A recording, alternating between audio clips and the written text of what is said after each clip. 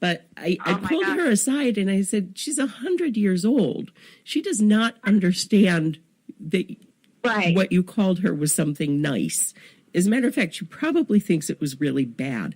And I think that, Right. you know, our parents better prepared us to be able to communicate with our elders and to be able, you know, you have a way that you communicate with your peers. You have a way that you can be when you're in your home, but you have a completely different way that you better be when you're out in the world.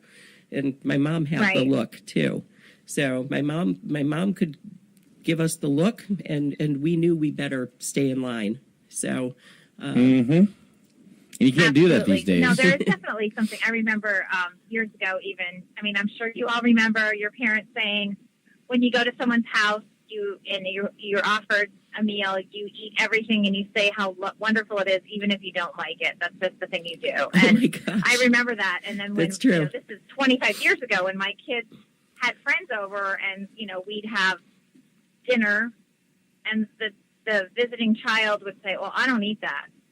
And I would say, oh, my God, like, okay, well, you know, that's what we're having tonight. I can make you a peanut butter sandwich or something. But I would always say to my kids, oh, my God, you can never do that when you go to somebody's house. I don't care if it's, you know, you eat it and you say, thank you.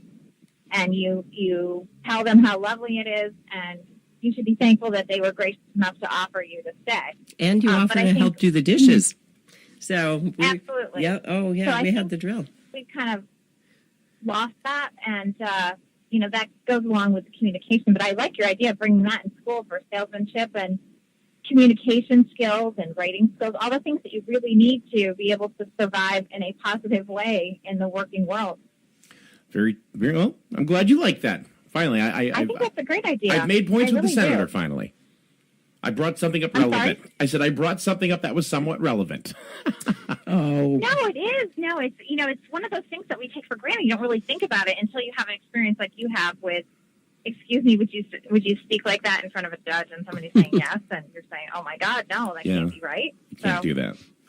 Is there anything else, Heather, that you want to bring up this morning? That, you know, of course, I'm sure there's a million things that you know, I didn't bring up, or because this is kind of a You know what? There's so many things going through that legislature right now. I can tell you that I am not supporting any tax increases. I will not support tax increases. I am looking to roll back some of the onerous taxes that we have on our seniors, our hospitals, our regulations, etc. But it's not going to be done in one session. Yeah. It's overwhelming the amount of need there is to be looking at things differently. So we have to sort of pick our battles within the committees that we've been assigned to. And if anybody is interested in coming up, you should come up for the day sometime. You can follow me and see what it's like. It might give you a really interesting perspective on how things work. Yeah, Kevin asked that too. He said you really should come up. He invited me as well, and I think that's a great idea. And it was very kind, you know, to extend that invitation from both of you too. So Mike Minarski goes to so you Hartford. Yeah, absolutely. Anybody. I say anybody that wants to come up, just call Jared, who's from Griswold, and he'll set it up so you get a good flavor for what it's like running from meeting to meeting.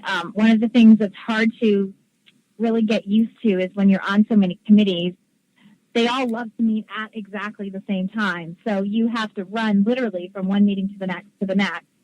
And, you have to leave and go vote in another one. So that takes a little bit of getting used to, because you do tend to feel like you're not doing a good enough job because you can't be in 6 places at one time. So you have to pick the priority of the day and start there.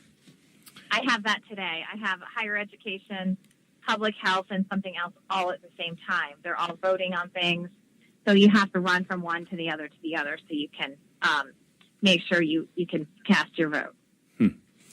Can we do this more often on the phone now? Because it makes it a lot easier. So absolutely, I would love to actually. I love to come up and go in, but today with the ice skating rink at the house, it made it a little bit difficult. So anytime, I'd love to be on, and we can have call-ins and talk about whatever is on the citizen's mind. I'm happy to answer any questions.